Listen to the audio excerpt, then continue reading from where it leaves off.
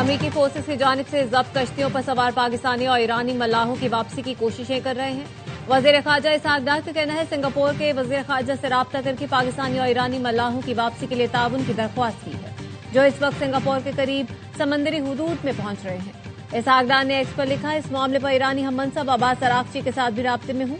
ईरानी शहरियों की पाकिस्तान के रास्ते ईरान वापसी पर सहूलत फराहम करने के लिए तैयार है। जब्त किए गए जहाजों पर 11 पाकिस्तानी और 20 ईरानी मल्लाह सवार हैं।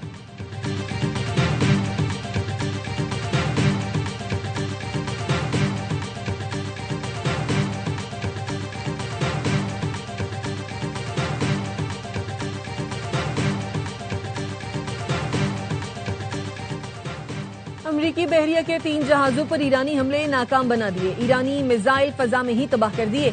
ईरानी ड्रोन्स भी मार गिराए गए। अमरीकी सदर डोनाल्ड ट्रंप ने ट्रूथ सोशल पर लिखा, अमरीकी बहरिया पर मिसाइल, ड्रोन और कश्तियों से हमले किए गए। जवाबी कार्रवाई में मुतादिद ईरानी कश्तियां तबाह कर दी। अमरीकी बहरी जहाजों को कोई नुकसान नहीं पहुंचा। अमरीकी जहाज आबना हुर्मुज से गुजरकर दोबारा नाकाबंदी बेड़े में शामिल हो गए।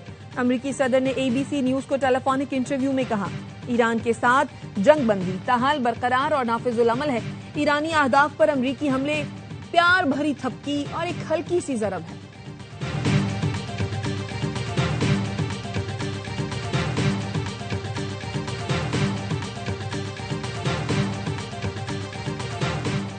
ईरान का बंदर अब्बास में 2 छोटे ड्रोन मार गिराने का दावा। ईरानी मीडिया का कहना है धमाके फजाई दिफाई कार्रवाई का नतीजा थे। ईरानी हुकाम का कहना है फजाई दिफा ने ड्रोन्स के खिलाफ फौरी कार्रवाई की। ईरान का अमरीका पर जंगबंदी की खिलाफ वर्जी का इल्जाम। कमांडर ईरानी पासदारान इनकलाब का कहना है अमरीका ने बंदर जासिक के करीब ईरानी ऑयल टैंकर पर हमले किए। आबनाए हुर्मुज की जानिब अमरीकी बहरी जहाजों की पेशकदमी पर भरपूर जवाबी कार्रवाई की गई। बैलिस्टिक और एंटीशिप क्रूज मिसाइलों, खुदकुश ड्रोन्स के जरिए अमरीकी जहाजों को निशाना बनाया गया। इंटेलिजेंस मॉनिटरिंग के मुताबिक दुश्मन के जहाजों को नुकसान पहुंचा। कार्रवाई में 3 अमरीकी जहाज आबनाए हुर्मुज के इलाके से फरार हो गए।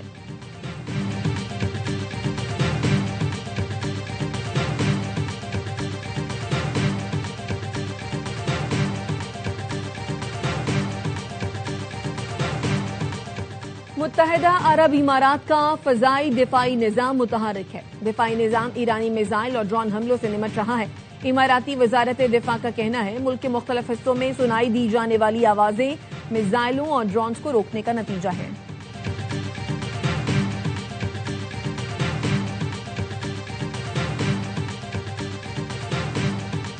मशरिक़ वस्ता में अमन के लिए पाकिस्तान के किरदार का एतराफ। ईरान जंग में सालिसी पर अमरीकी कांग्रेस और पाकिस्तान के लिए तारीफी करारदाद पेश। करारदाद डेमोक्रेटिक रुकन कांग्रेस एल ग्रीन ने ऐवान नुमाइंदगान में पेश की। करारदाद में पाकिस्तान के अमन के लिए कोशिशों और सहूलतकारी पर तारीफ की गई। करारदाद में कहा गया है ईरान अमरीका जंग में पाकिस्तान कलीदी सालिस का किरदार अदा कर रहा है। पाकिस्तान ने सिफारती वफूद की मेजबानी के लिए मुश्किलात बर्दाश्त की। पाकिस्तान अमन बातचीत के लिए महफूज और काबिल एतमाद मकाम फराहम कर रहा है। पाकिस्तान मुस्तकिल अमन को मुमकिन बनाने में अहम किरदार अदा कर रहा है।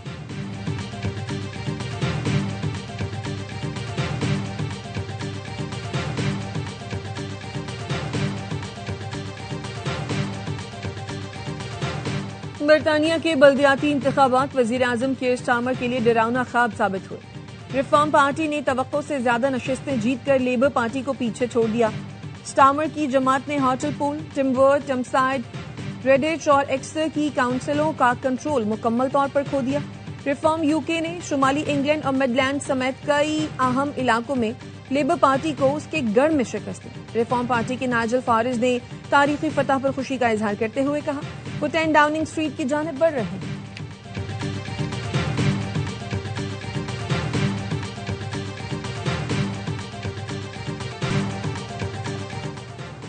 पाकिस्तान के लिए आईएमएफ कर्ज प्रोग्राम के तहत अगली किस्त आज मंजूर होने का इम्कान। एग्जीक्यूटिव बोर्ड के इजलास में $1.2 अरब से ज्यादा रकम की मंजूरी मुतवक्के।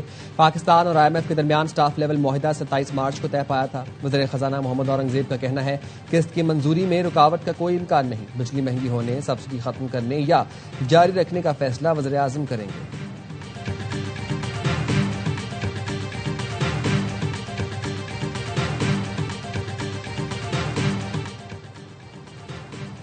बुश्रा बीबी से फैमिली मुलाकात और जाती मॉलेज की रसाई की दरखास्त। इस्लामाबाद हाईकोर्ट ने 12 मई को सुप्रिंटेंडेंट अडयाला जेल को जाती हैसियत में तलब कर लिया। अदालत ने कहा सुप्रिंटेंडेंट अडयाला जेल तफसीली रिपोर्ट भी पेश करें। तहरीरी हुक्मनामा जारी, समाअत 12 मई तक मुलतवी कर दी गई।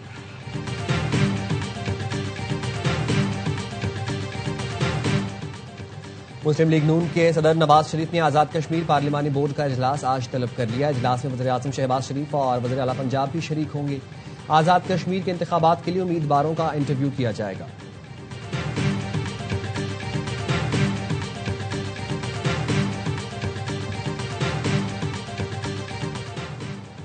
नायब वज़ीर-ए-आज़म इसहाक डार की दादा दरबार पर हाजिरी, फातिहा ख्वानी, मुल्क की सलामती, खुशहाली और उम्मत मुस्लिमा के इत्तेहाद के लिए खुसूसी दुआ, तरक्याती मंसूबों का मुआयना किया। इसहाक डार ने कहा हजरत दाता गंज बख्श का मजार अमन, रूहानियत, रवादारी और इस्लामी इक़दार का अजीम मरकज है। दाता दरबार मेगा प्रोजेक्ट बर वक्त मुकम्मल होगा।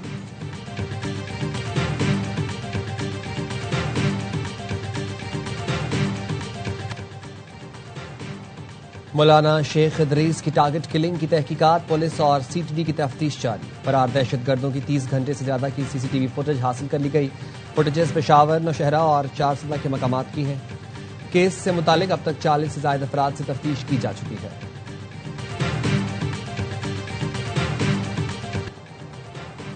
कराची के इलाके गुलजार हिजरी में एनसीसीआईए का कॉल सेंटर पर छापा, 50 से ज्यादा एजेंट्स को हिरासत में ले लिया। लैपटॉप समेत दीगर सामान बरामद। हुकाम के मुताबिक कॉल सेंटर बदनाम जमाना हानी नामी शख्स चला रहा था।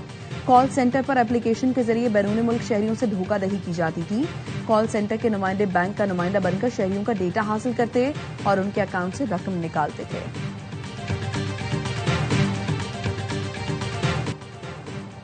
कैम्ब्रिज इंटरनेशनल ने एएस लेवल मैथ का इम्तिहानी पर्चा मंसूख कर दिया। इम्तिहान दोबारा लेने का ऐलान। रिप्लेसमेंट इम्तिहान 9 जून को होगा। तलबा और स्कूलों से कोई इजाफी फीस नहीं ली जाएगी। 11 अगस्त 2026 को नताइज जारी करने की तारीख बरकरार। स्कूलों को 15 मई तक मजीद तफसीलात फराहम की जाएंगी। कैम्ब्रिज इंटरनेशनल ने पेपर लीक की तहकीकात शुरू कर दी। मुलव्विस अफराद के खिलाफ सख्त कार्रवाई होगी। इम्तिहानी मवाद शेयर करने वालों पर मुस्तकिल पाबंदी लग सकती है।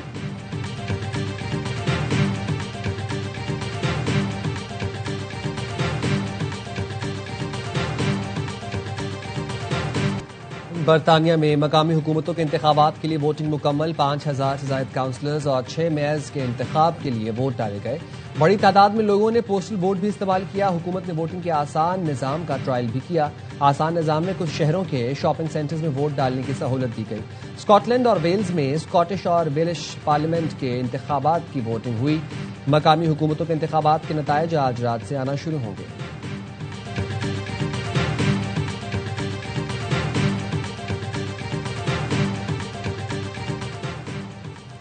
चेयरमैन पीसीबी मोहसिन नकवी 2 रोजा दौरे पर बांग्लादेश पहुंच गए। एयरपोर्ट पर बांग्लादेश की सेक्रेटरी खारिजा, सेक्रेटरी दाखिला, CEO Bangladesh cricket board Nazimuddin ने इस्तकबाल किया।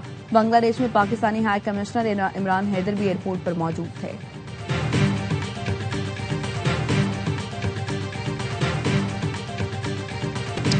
बांग्लादेश की पाकिस्तान के खिलाफ पहले टेस्ट में बैटिंग इब्तदाई नुकसान के बाद बांग्लादेश की बैटिंग लाइन संभल गई। हसन अली और शाहीन ने ओपनर्स को चलता किया। पहले सेशन में मेजबान टीम ने 2 विकेट पर 101 रन बनाए। पाकिस्तान की जानिब से आजान ओवैस और अब्दुल्ला फजल का test debut. Babar Azam injury के बायस पहले टेस्ट से बाहर हुए।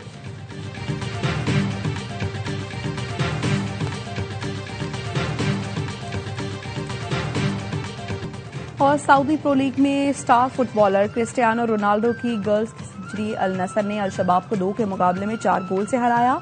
अल नसर की जानिब से वेक्स ने 3, क्रिस्टियानो रोनाल्डो ने 1 गोल स्कोर किया।